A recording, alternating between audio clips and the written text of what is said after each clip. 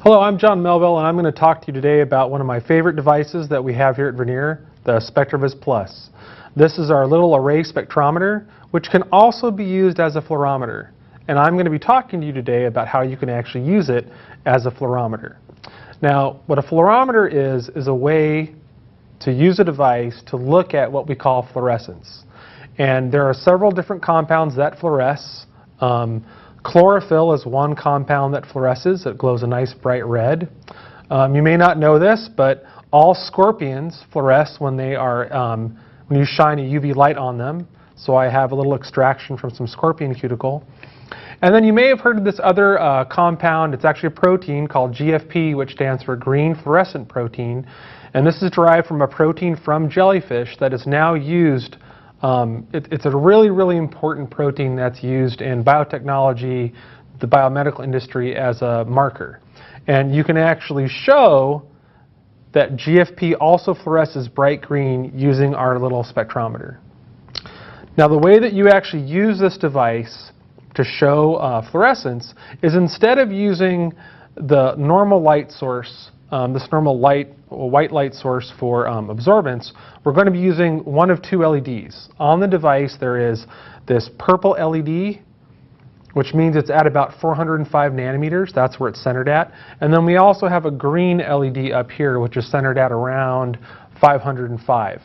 I'm going to be using this little purple LED at 405 because that's the best to make chlorophyll fluoresce, or basically glow, scorpion cuticle glow, and then this special type of GFP called UV GFP. Now, to set the device up to measure fluorescence, I have to change the units on the device. I actually have to change the mode. So I'm going to tap here on the meter screen, and I'm going to go to Change Units, and I'm going to select Fluorescence 405. And now if you were to look down inside this little spectrometer, you would see that there's a little purple LED that's on. Now, one of the reasons why I love this little spectrometer so much is that I can actually see the entire fluorescent spectra of a compound. That means I can see whether it's emitting light in the purple all the way out to the red. So let's take a look here at chlorophyll. I'm going to put the chlorophyll in here. And if you were to look down into the device, you could see that it's glowing a little bit red. So we should see some fluorescence in the red. Now, another nice thing about fluorescence is you don't have to do any type of calibration. You just take the sample, put it into the spectrometer, and then just hit collect. And there is the action spectra, the fluorescent spectra from chlorophyll. And you can see that there's this nice peak here in the red. Now, there's a really nice trick here with our spectrometer. If you don't want to see this rainbow background, or if you just want to see it as a little strip, all that you have to do is double-click near the top of the screen. That's what I'm going to do right here. So now you can see if there's this nice peak. There's actually, it's not emitting any light in the blue. It's only emitting light in the red, right in there. Now you can see that this is at about 0.6, what we call relative fluorescence units. I can actually change the size of this peak by going back to the meter screen and changing something that we call the sample time. Now, you only want to change the sample time if you're in fluorescence mode. You would never want to do this if you were using this device as an absorbance spectrometer. To change the sample time, you just go over here to where it says Mode, and you change this number here that says sample time. And you can increase it to make the peak larger or decrease it to make the peak smaller. To really see a nice peak, you want the fluorescence peak to be at about 0.8 or 0.9 relative units. So I'm just going to increase this to a 100.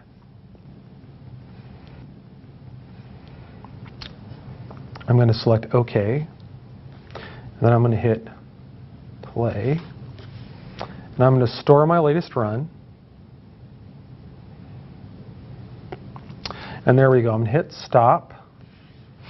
And now you see we have a nice peak. It's at about 0.804. Nice shape. And if I wanted to make this peak smaller, let's say I had too much chlorophyll in this little cuvette, and it was just overwriting the spectrometer, I could decrease the sample time to make the peak smaller so I could actually see what it actually really looks like. Now there are lots of other compounds that fluoresce, so I'm just going to store this run. Let's take a look at some scorpion cuticle. Now all scorpions fluoresce. It's one of the ways that you can actually see scorpions out in the desert is you can actually take a UV light and shine it on them and they will glow a bright green. And we still don't really know what the compound is that actually makes them glow this color. But if you look down into this little cuvette, you can see that there's a nice little green emanating from it. So I'm going to hit collect, and let's just see what the fluorescence spectra from this scorpion is. See, there's very, very little fluorescence there, so I'm going to hit stop. And I can see a series of peaks. But you remember, this is actually quite low, so what I'm going to do is I'm going to increase the sample time.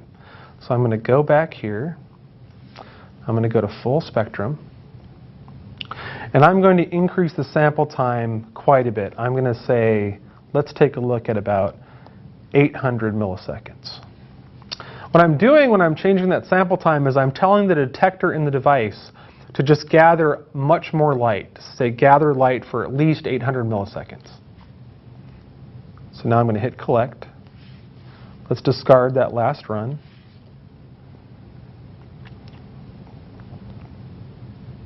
It's going to take longer to collect a spectra.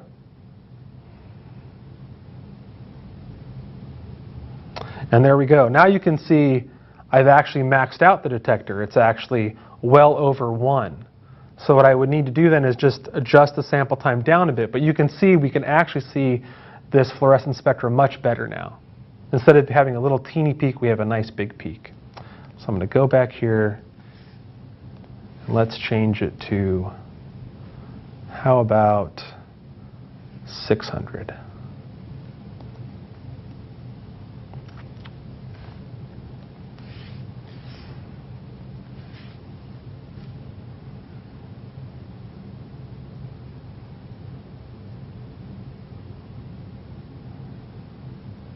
There we go. That's very nice.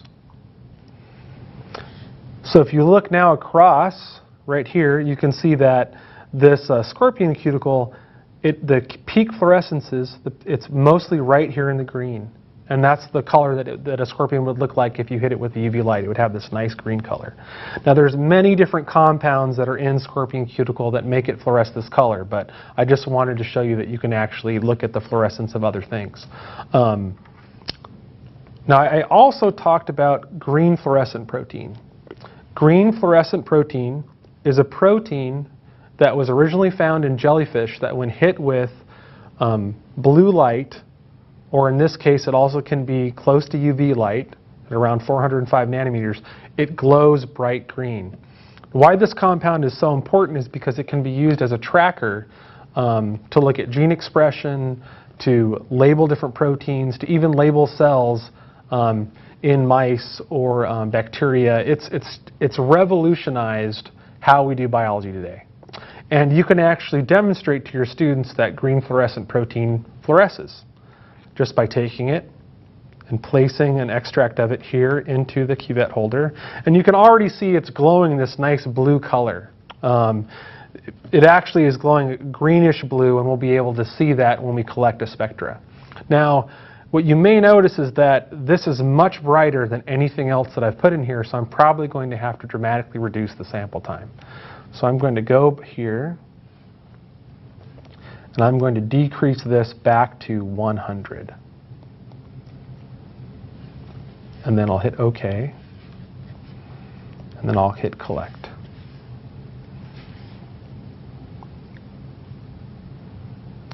And there we go. So the peak from the green fluorescent protein is right here in the blue-green. You can see that there's this other fluorescence that's peaking up here. That's just actually from the purple LED that's actually shining through it. There's a little bit of scatter. But what we're really interested in is this nice bright green-blue peak. And once again, I could increase the sample time or decrease the sample time to show that peak.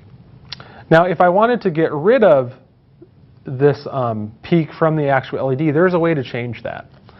I could just go back over here, go to mode, and I could say, well, you know, I don't really want to look at anything below where the LED is centered. And I know it's at 405, so why don't we just take a look at from about 415 nanometers to 900 nanometers instead.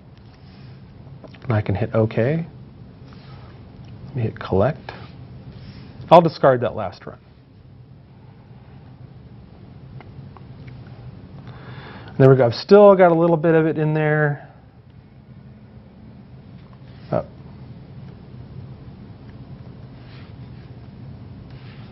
See, I could cut it off at around 450. So let's go back.